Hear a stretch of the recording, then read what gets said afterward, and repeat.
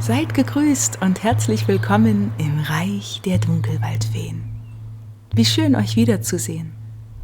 Diesmal möchten wir euch in unseren Dunkelwald entführen für eine belebende Feengymnastik. Erfrischend für Körper, Geist und Seele, mit einem anschließenden meditativen Spaziergang untermalt vom herrlichsten Vogelgesang. Wir gewähren Einblicke in unseren geheimen Feengarten und möchten euch die verschiedenen Pflanzenwesen darin vorstellen.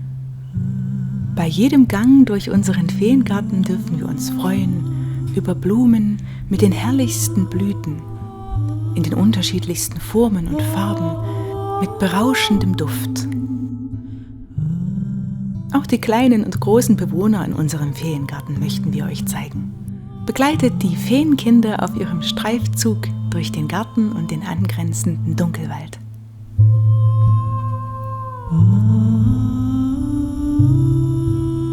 Auch diesmal könnt ihr gern die Untertitel für ein besseres Verständnis aktivieren oder lest einfach im Transkript mit. Und nun lasst euch bitte neben uns auf der Gartenbank vorm Haus in der wärmenden Maiensonne nieder.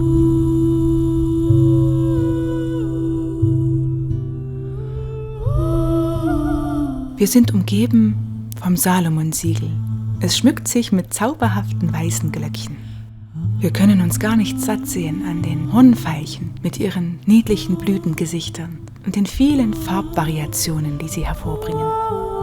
Hornveilchen blühen überall bei uns im Garten und verbreiten gute Laune. Genauso wie die vielfältigen, formschönen Tulpen.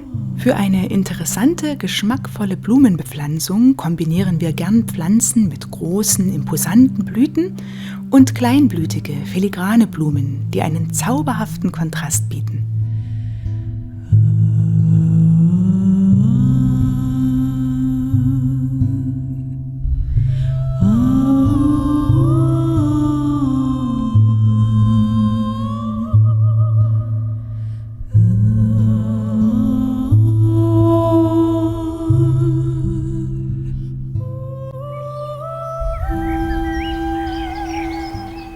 Ein Kirschbaum trägt nicht nur leckere Früchte, auch die Blüten verströmen schon ein intensives Kirscharoma. Im selbstbemalten Nistkasten ist Leben eingekehrt. Die kleinen Blaumeisen werden bald flügge.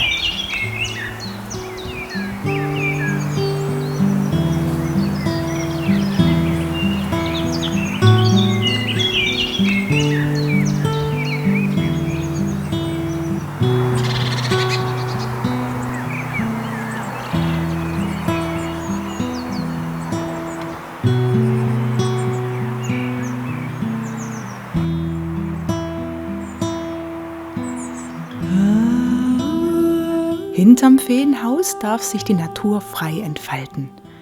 Bald wird diese Wiese mit blühenden Wildblumen das Herz wie auch viele Insekten erfreuen.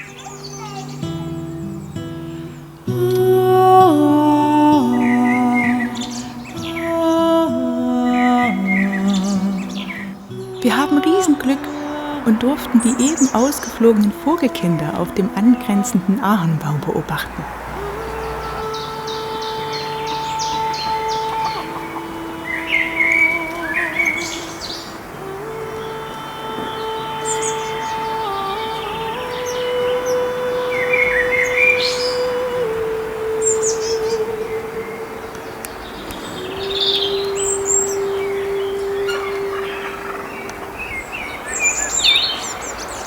Katerwulf Isebrand schickt einen sehnsüchtigen Blick hinauf. Währenddessen sind die Feenkinder auf Beutestreifzug im Garten unterwegs. Was sie wohl gefunden haben?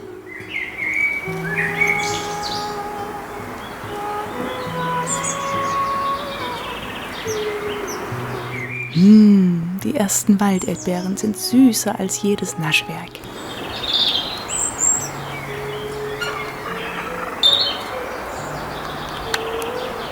Der Naturgarten und der angrenzende Wald ist für die Kinder das reinste Spielparadies. Überall gibt es etwas zu entdecken, zu beobachten oder zu naschen. Es ist so wundervoll, ihnen dabei zuzusehen, mit keinem Geld der Welt zu bezahlen.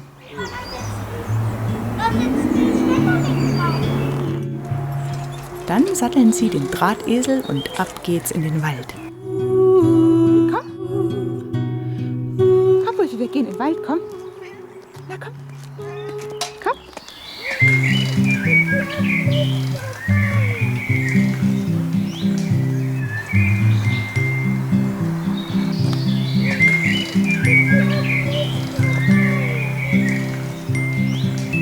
Hat sie der Wald mit einem kleinen Schatz beschenkt, bedanken sie sich mit einer Verbeugung.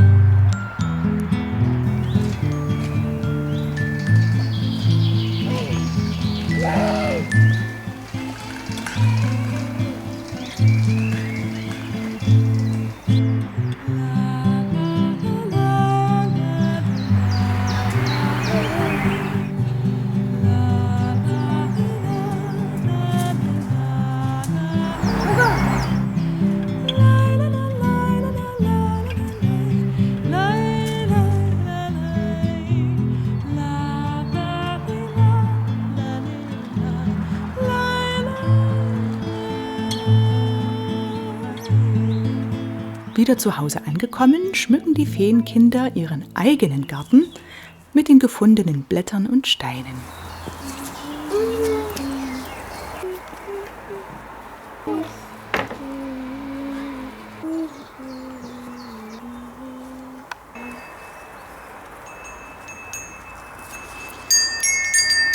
Auch sie haben schon Freude an Blumenbepflanzungen. Sie durften sich die Pflanzen ihrer Wahl beim Gärtner aussuchen.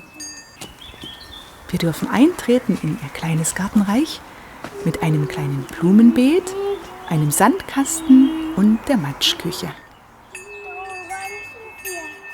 Heute gibt es bei mir nichts zu essen, aber dafür streiche ich die Wand.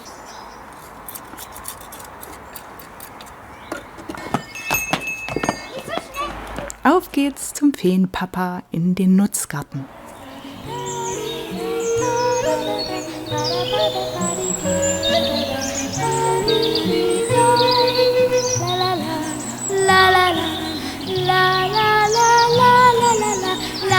Hier wachsen Kräuter, Erdbeeren und Karbendisteln. Frühlingszeit, Frühlingszeit, macht uns das Herz so weit. Frühlingszeit, Frühlingszeit, bringst uns viel Freude. Und das ist ein Baum, das ist ein Busch und das kriegst du in den Busch. Schönes wie Frühlingslust. Im kleinen selbstgebauten Gewächshaus sind die Gurken eingezogen. Hinter dem Gewächshaus begegnen wir einem filigranen Pflanzenwesen, dem Gewitterblümchen. In einem Beutelchen am Körper getragen, so heißt es, soll diese Pflanze vor Verhexung und vor Verfluchung schützen. Wir haben uns für den Nutzgarten die Gestaltung von alten Klostergärten zum Vorbild genommen und mit Buchsbepflanzungen strukturiert.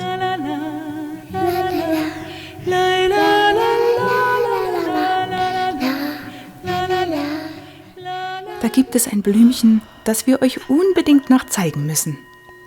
Die Elfenblume. Sie ist ein besonderes Juwel in unserem Feengarten. Mit den filigranen Trieben, dem schön gezeichneten Laub und den außergewöhnlichen Blüten passt sie perfekt in unseren Garten. Wir lieben sie einfach abgöttisch.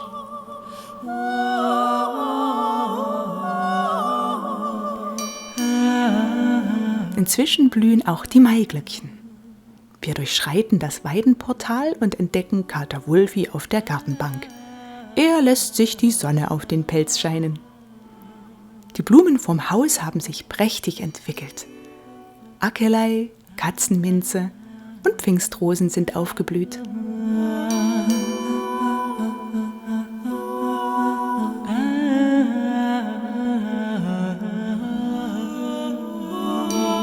Zum Schluss unseres Rundgangs betreten wir ein weiteres Gartenzimmer, die orientalische Ecke. Im Vordergrund sehen wir einen Quittenbaum, der im Herbst duftende gelbe Früchte trägt. Hier reckt eine Iris mit samtenen, tiefblauen Blüten ihren Kopf ins Bild.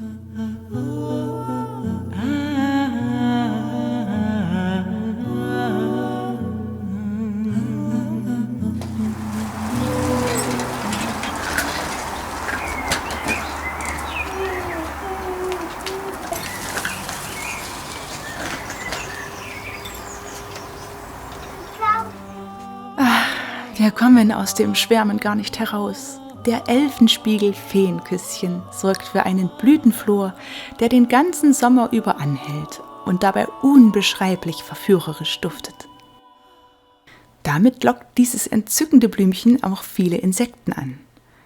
Wer genau hinschaut, entdeckt den kleinen Kussmund, der ihr den zauberhaften Namen verliehen hat. Passender könnte eine Blume für unseren Feengarten nicht sein.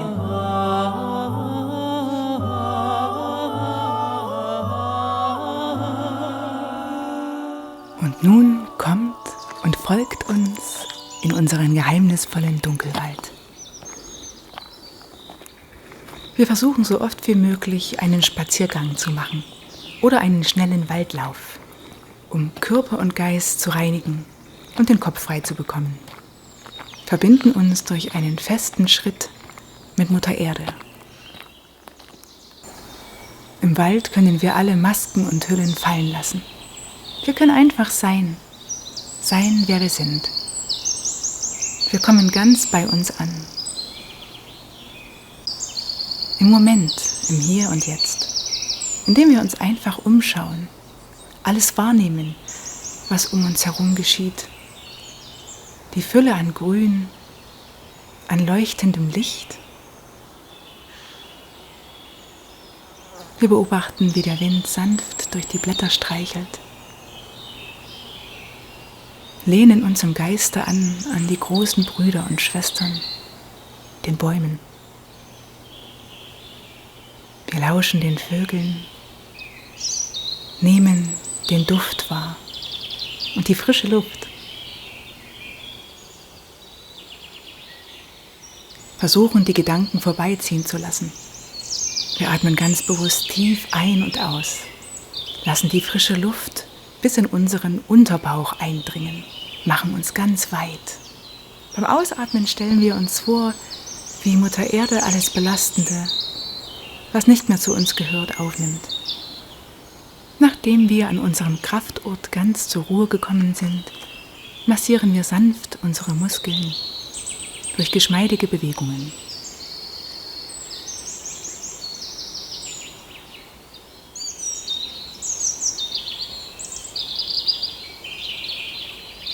Wir dehnen unsere Muskulatur, die vom vielen Sitzen eingekürzt ist, indem wir uns weit nach hinten strecken. Achten aber darauf, dass wir unsere Bauchmuskeln einsetzen, um uns zu halten. Wir nehmen tiefe Atemzüge.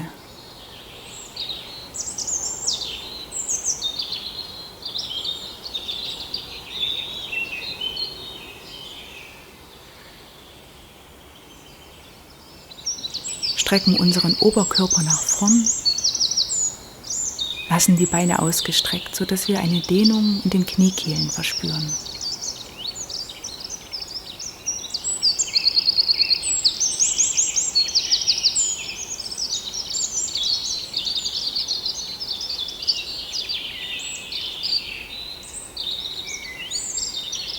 Und gehen noch einmal so weit wie möglich nach hinten und ziehen den Bauch schön ein.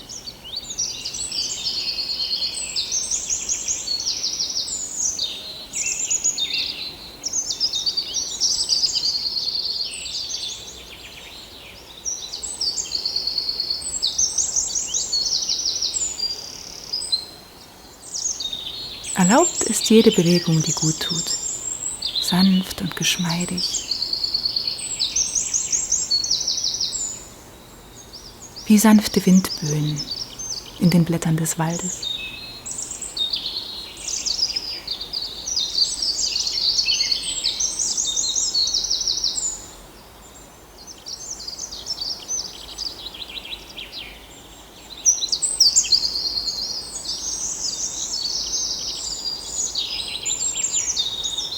Wenn ihr möchtet, schüttelt einmal kräftig euren Körper nach Herzenslust und lasst alles Belastende abfallen.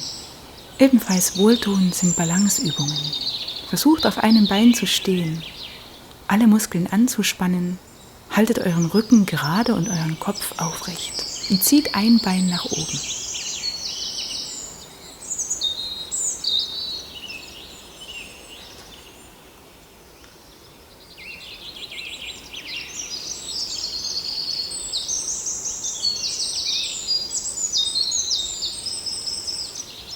Dann dehnt einmal die Seiten, indem ihr euren Kopf kippt und das Ohr zur Schulter bewegt.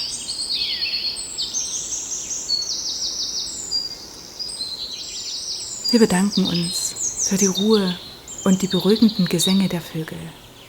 Wir sind dankbar für diesen grünen Zufluchtsort, an dem unser Herz und unser Sinn stiller werden, wo wir uns aufgehoben und beschützt fühlen, getröstet vom sanften Schein der Sonne.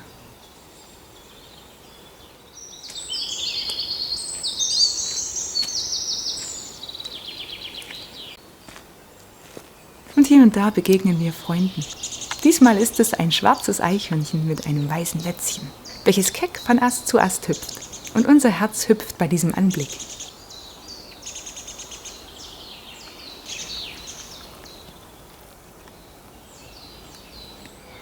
Die grüne Farbe der Blätter und Pflanzen im Wald wirkt auf die Psyche erholsam und ausgleichend, bringt Körper und Geist in Einklang. Grün stärkt das Immunsystem und steigert die Kreativität.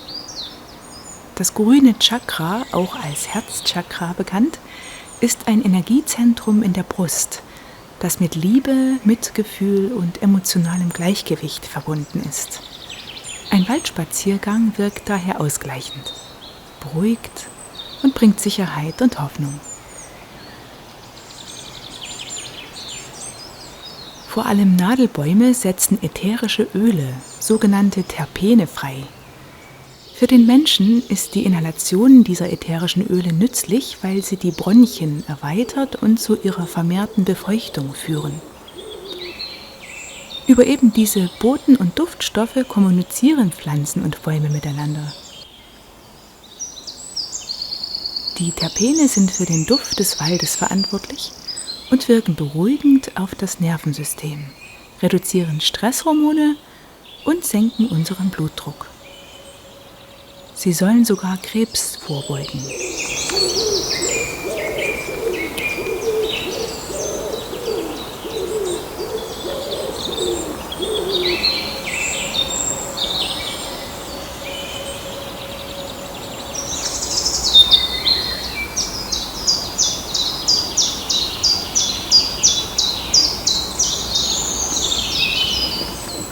Hornfeilchen machen sich auch gut in der Kloschüssel.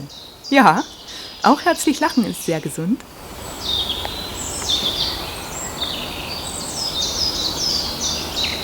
In einem rustikalen, selbstgebauten Holzpflanzkübel gedeihen Zauberglöckchen, Schattensteinbrech und Heucherer und begrüßen die Besucher unseres Feenreiches.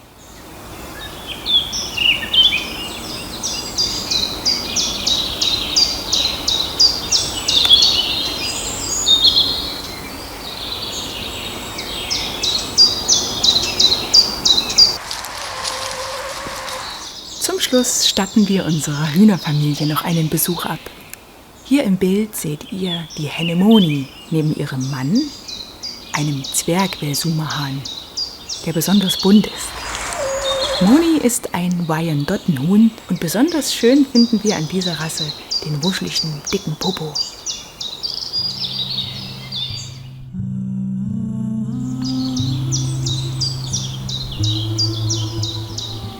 Mit diesen wundervollen Eindrücken aus unserem Kraftort, dem Dunkelwald, schicken wir euch ein leuchtendes Feenlicht in eure Herzen.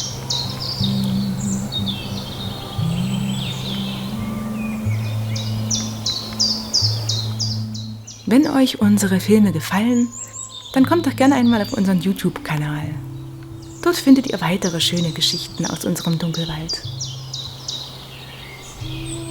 Nutzt unsere Musik gerne für eure Meditationen, Ihr findet sie auf sämtlichen Musikplattformen, wie zum Beispiel Spotify oder auch Amazon Music, wo ihr unsere Musik auch gern herunterladen könnt. Falls ihr noch Ideen und Anregungen für euer Beltane-Fest sucht, findet ihr einen Link in der Infobox unter diesem Video zu einem Film, in dem wir zeigen, wie wir unsere Mainacht begehen.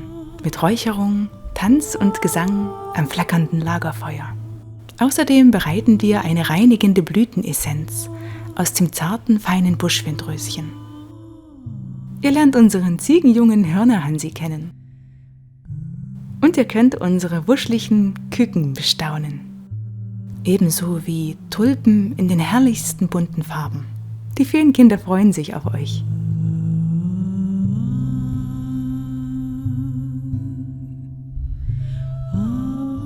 Wir verabschieden uns ganz herzlich von euch. Wir wünschen euch einen blütenreichen Mai voller Lebenslust und Freude. Gehabt euch wohl. Bis zum nächsten Mal.